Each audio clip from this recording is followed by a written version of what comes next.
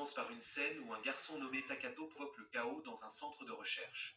Takato possède une capacité dangereuse. Il peut détruire n'importe quoi simplement en y pensant. Des années plus tard, Takato vit comme un lycéen normal. Pendant un voyage scolaire, quelque chose de bizarre se produit et leur groupe est transporté dans un autre monde. Cependant, Takato est endormi et ne remarque pas ce qui s'est passé. Lorsqu'il se réveille, Takato se retrouve avec Danora, et il y a des victimes autour du bus. Malgré le danger, Takato reste calme et commence à jouer sur sa console de jeu. Après que le chaos se soit calmé, Danora explique que leur bus est passé par un tunnel les menant dans cet endroit inconnu. Peu après, une jeune femme nommée Sion les approche et explique qu'elle les a convoqués pour qu'ils participent à une compétition pour le poste de sage.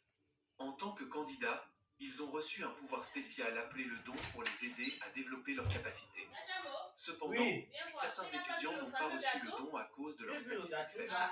Ensuite, les étudiants avec des dons sont envoyés dans la capitale sur le continent pour une mission. Le sang dont sont comme appât pour dragon afin de permettre aux autres de partir en sécurité. Après cela, certains étudiants se font tuer par le dragon. Takato et Danora font partie de ceux sans don. Dans le présent, malgré cette situation, Takato semble plus préoccupé par la batterie de sa console que par autre chose. Il ne semble pas se soucier des autres problèmes, car il a déjà vaincu le dragon auparavant.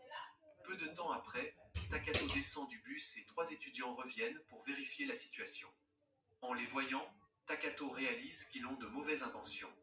Quand l'un d'eux voit que certains étudiants sont encore en vie, il demande à Takato de lui donner Danora, menaçant d'utiliser sa magie de feu si Takato refuse.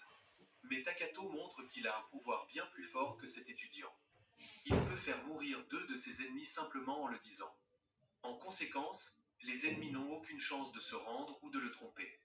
Effrayé par le même sort, le dernier étudiant nommé Anakawa s'incline devant Takato en demandant pardon. Mais Takato et Danora ne sont pas prêts à le pardonner. Anakawa met même un collier d'esclave sur lui-même, mais Takato ne lui fait toujours pas confiance. Après cela, Takato ordonne à Anakawa d'aller seul dans la forêt remplie de monstres après avoir abandonné toutes ses affaires.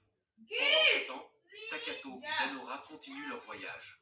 Peu après, Takato et Danora arrivent à la ville la plus proche. Lorsqu'ils rencontrent les gardes, Takato demande le chemin de la capitale.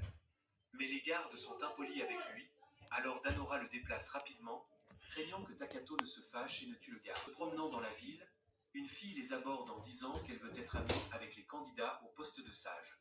Elle propose de leur faire visiter la ville sans arrière-pensée. En apprenant cela, Danora veut faire du shopping avec la fille,